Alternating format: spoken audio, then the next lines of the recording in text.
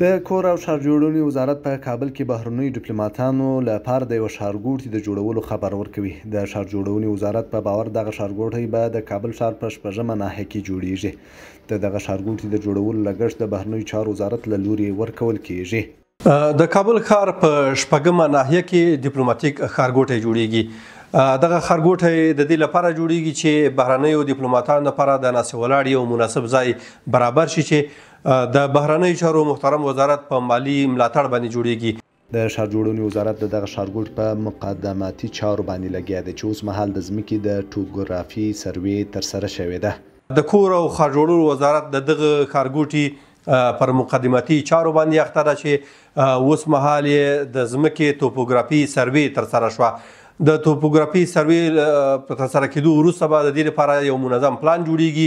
له هغې وروسته بیا دا تفصیلي پلانونو ته لیږل کېږي تر څو هغوی ورته د تفصیلي پلان په چوکاټ کې منظمې چارې ترتیب او تنظیم کړي او له هغې وروسته بیا عملي اقدامات پرې کېږي.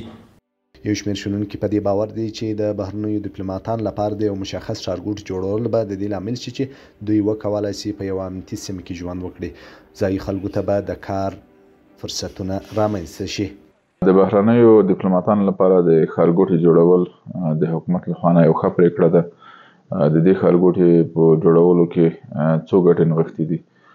یو دا چې ډیپلوماتان به په یو مشخص ځای کې ژوند کوي او د دې امنیت به خوندي وي. او دویمه ګټه دا ده چې ځایي خلکو ته به کاري فرصتونه برابر شي او دوی به وکولی شي چې خپلې ستونزې حل کړي. او بله ګټه دا هم ده چې حکومت او د نړۍ په منځ کې به بعضې سوء تفاهمونه چې دي هغه به د منځه لاړ شي. شنونکي د اسلامي امارت اقدام مثبت ګڼي او زیاتوي له دې سره به د بهرنیو ډیپلوماتانو لپاره ځانګړی ځای وي تر څو امنیت یې هم خوندي وي.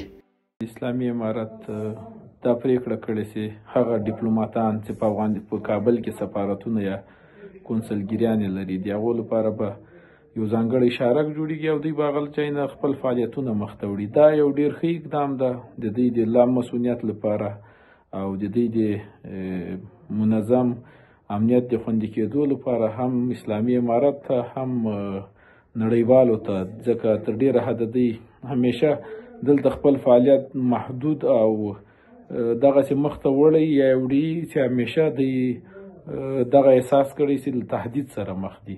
که چیرې دوی ته یو ځانګړی شارک جوړیږي په نړیوالو معیاراتو او دوی د هغو امنیت خوندي کړي او له عامه ځایونو نه یا له هغه ځایونو نه چې هغلته نور افراد و اشخاص هم روزمره ژوند کوي، فعالیت کوي، له هغو نه علیحده اوسېږي، هم به د دولت لپاره اسانه وي، هم به د نړیوالو لپاره، هم به د دوی امنیت خوندي او هم به د دوی لپاره د دوی د راتګ لپاره یو زمینه برابره شي. د دې ښارګوټي د جوړولو لګښت د بهرنیو چارو وزارت له لوري ورکول کیږي، خو تر دې مهاله یې لګښت او د چارو پیل معلوم نه دی.